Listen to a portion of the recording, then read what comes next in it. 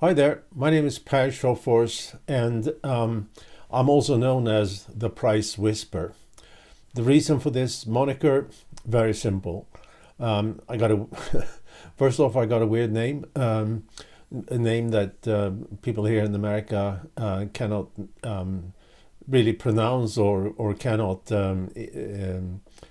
pronounce and cannot spell to. So when folks started to call me the Price Whisperer in one of the networking organizations I'm part of, I simply decided to eventually adopt it. And the Price Whisperer is also the name of my new book. But the subtitle is actually more important. It says a holistic approach to pricing power. And it's that holistic approach that is the cornerstone of my teachings when it comes to pricing.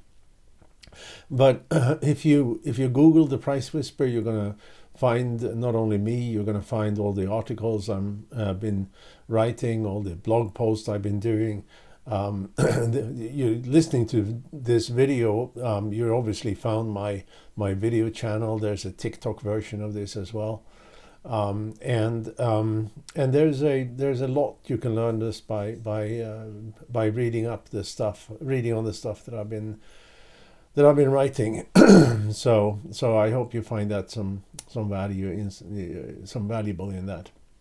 Anyway, today I'm going to talk about customer loyalty and pricing, and specifically two things.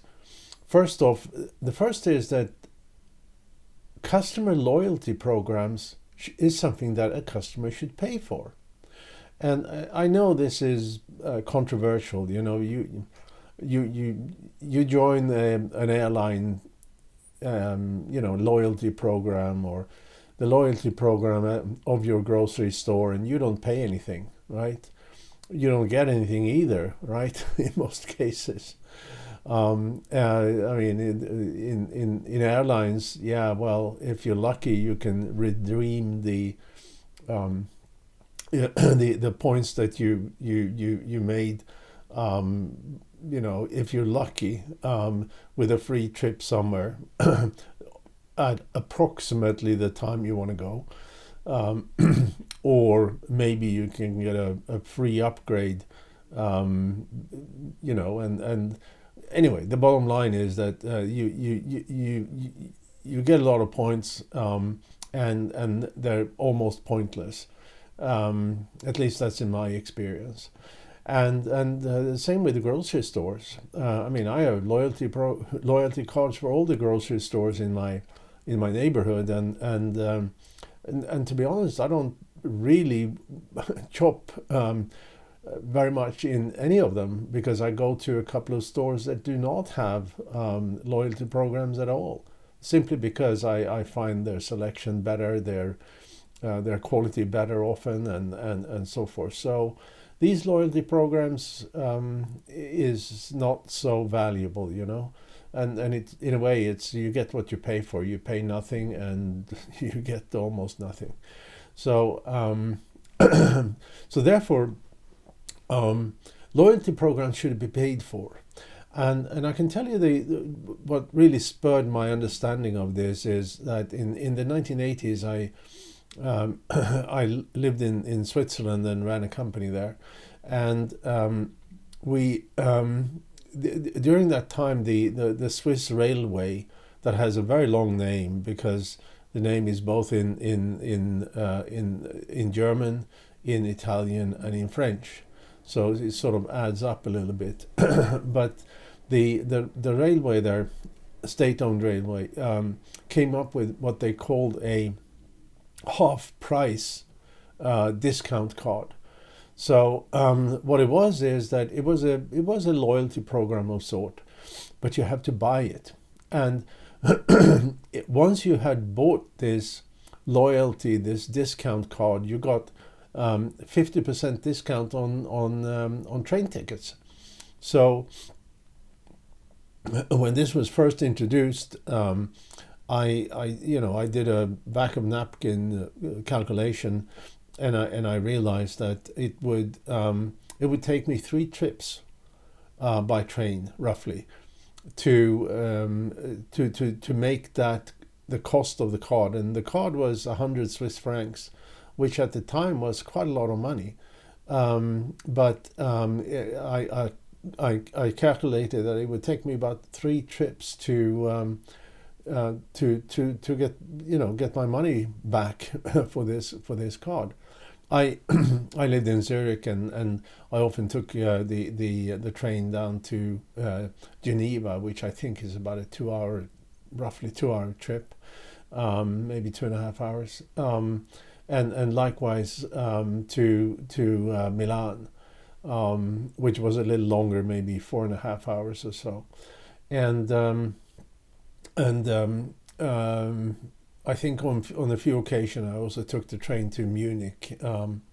So it was a lot more comfortable than flying, and a lot more comfortable than driving. That's for sure. But anyway, this was a great success, and it significantly drove much higher sales of tickets for the railroad. So successful that the German railroad a couple of years later copied the whole the whole thing, and both Germany and Switzerland still have these half price cards that you have to buy, right? And that's how you get loyalty. You invest something in a vendor, and therefore you're likely to use the vendor again. And we can think about other examples, right? Amazon's Prime, that's a loyalty card, right? You pay for it.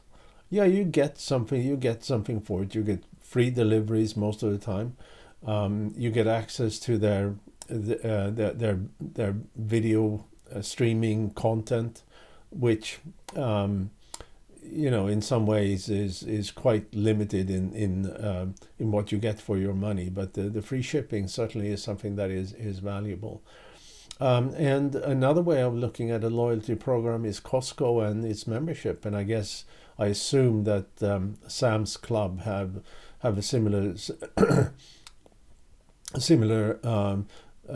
membership set up for their loyal customers. I've never been to a Sam's Club. I don't have anyone near me, and I'm not somebody who ever would really go to a Walmart. So it's not a. That's why I simply don't know. But but think about this. These are a couple of examples of how free loyalty programs rarely works, because it's free and you get what you pay for.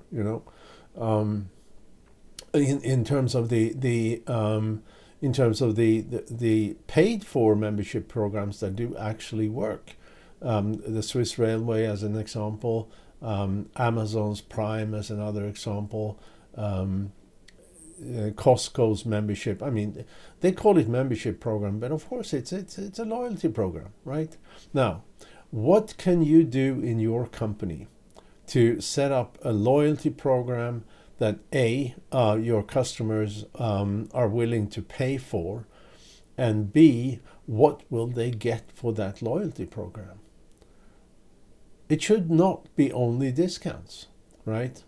Amazon Prime, it doesn't mean that what you're getting is cheaper, but the shipping is included, right? So you get something for your money, right? In terms of Costco, you go to Costco under the assumption that what you're going to get from your shopping trip to Costco is going to be cheap. I don't know about that, and I have read some half a year ago so that Costco sort of repositioned themselves from being cheap to being good value for money, which obviously is a better positioning in many cases. But I tell you, the few times me and my wife goes to Costco, and it doesn't happen very often because we're only two in the household, And whenever you get there, you get these huge containers of food that if it's fresh, there's, we can't really eat it while it's still edible, right? And we're not the kind of people who eat very much frozen food, and never anything that's been been preserved or canned in any other way. So, but every time we go to Costco, we end up paying hundreds of dollars, right? And partly because there is these huge containers of whatever we buy, and partly because you have these huge shopping trolley, and because it's so huge, you don't really think about how much you put in there, right? But I'm going to be go back to what I just said. Well, how would this work in your company, right? If you listen to this or looked at this video for so long, why don't you put in your comments why this is, how can you use this in your company? Could you have a loyalty program that include free shipping? Could you have a loyalty program that includes services of some kind? Could you have a loyalty program that give access to, say, phone support 24/7, whereas those not having the loyalty program only get chat support during business hours, and so forth? What is it that you can add to your company that is so valuable that your customers are willing to make an investment in your company for the long term, and become members in your paid for loyalty program? I don't have the answer, because obviously I don't know your business, but you know your business, and I would strongly encourage you to step back, have a think about it, and then when you introduce that loyalty program, make sure that there is a price for it. Thank you very much for your time. I hope you found this valuable. And again, don't forget my latest book. I get a lot of good reviews on that. And I'm looking forward to see you the next time. Bye now.